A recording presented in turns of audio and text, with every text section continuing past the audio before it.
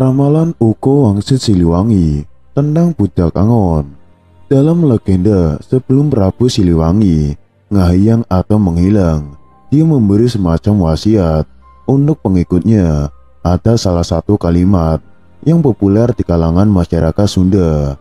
Lamun aing geus eueuh marengan sira tuh deuli tingkah polah maung, yang berarti kalau aku sudah tidak menemani kalian, lihat itu tingkah laku harimau. Lewat ini banyak yang menyimpulkan kalau Prabu Siliwangi bertransformasi jadi harimau. Dari sana kemungkinan besar asal muasal simbol maung atau harimau begitu melekat dalam alam pikiran masyarakat Sunda. Uko Wangsit Siliwangi diberikan saat sebelum menghilangnya Prabu Siliwangi di hutan Sancang ketika dikejar bala tentara Islam pimpinan Kian Santang dari kerajaan Banten dan Cirebon. Uko sendiri merupakan salah satu tradisi lisan masyarakat Sunda. Di dalamnya berisi ramalan untuk generasi mendatang. Selain soal harimau tadi, Uko Wangsit Siliwangi juga membuat beragam petua, ditambah spekulasi mesianistik khas dari nenek moyang. Perjalanan kita hanya sampai di sini hari ini. Meski kalian semua setia padaku, tapi aku tidak boleh membawa kalian dalam masalah ini, membuat hidup kalian nelangsa, ikut merasakan melarat dan lapar. Kalian harus memilih untuk kehidupan ke depan nanti, agar besok lusa kalian hidup senang sejahtera dan bisa mendirikan lagi Pajajaran. Bukan Pajajaran saat ini, tapi Pajajaran yang baru, yang berdiri oleh perjalanan waktu. Pilih, aku tidak akan melarang, sebab untukku tidak pantas jadi raja yang rakyatnya lapar dan miskin. Dengarkan, yang ingin tetap ikut denganku, cepat memisahkan diri ke selatan. Yang ingin kembali lagi ke kota yang ditinggalkan, cepat memisahkan diri ke utara. Yang ingin berbakti kepada raja yang sedang berkuasa, cepat memisahkan diri ke timur. Yang tidak ingin ikut siapa-siapa, cepat memisahkan diri ke barat.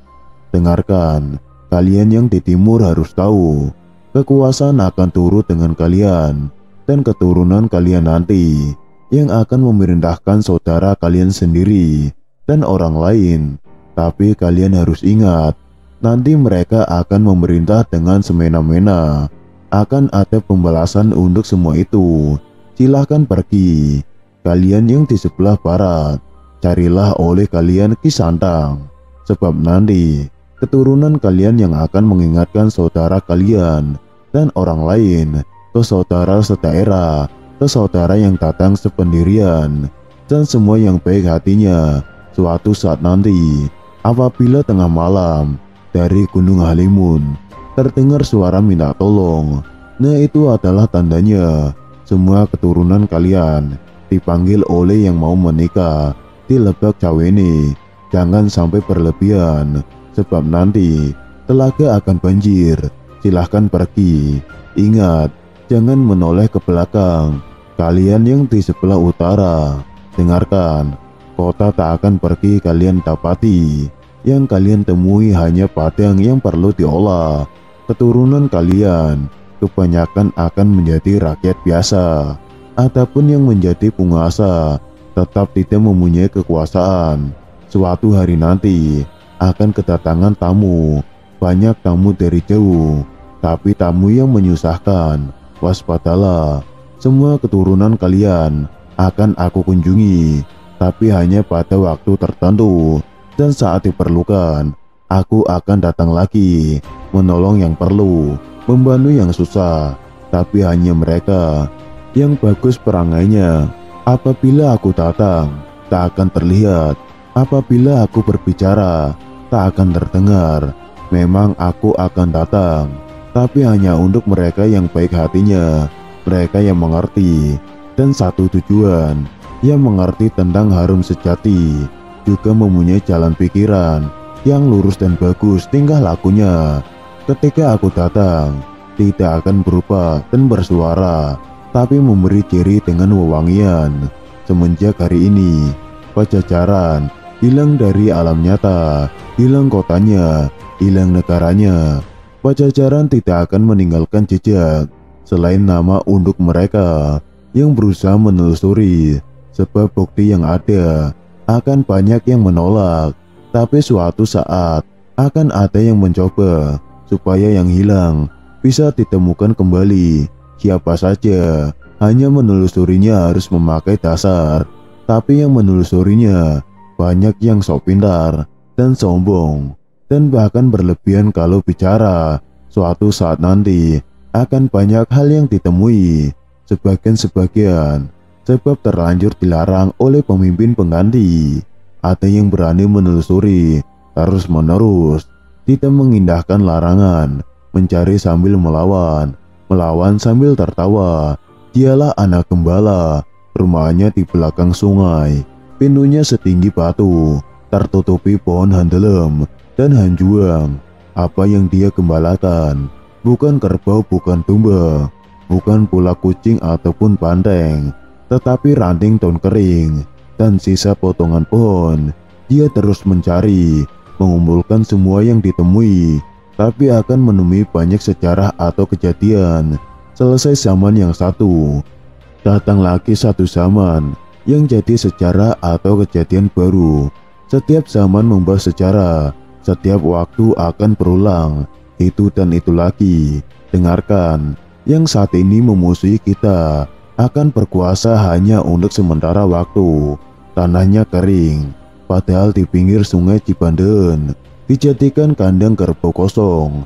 Nah, disitulah sebuah negara akan pecah oleh kerbau bule yang digembalakan oleh orang yang tinggi dan memerintah di pusat kota.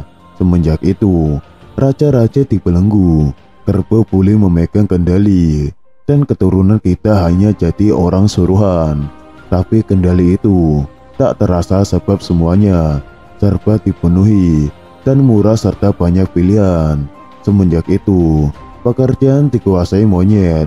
Suatu saat nanti, keturunan kita akan ada yang sadar, tapi sadar seperti terbangun dari mimpi.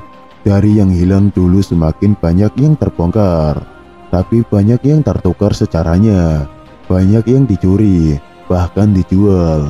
Keturunan kita banyak yang tidak tahu bahwa zaman sudah berganti. Pada saat itu, geger di seluruh negara, pintu dihancurkan oleh mereka, para pemimpinnya, tapi memimpin yang salah arah, yang memerintah bersembunyi.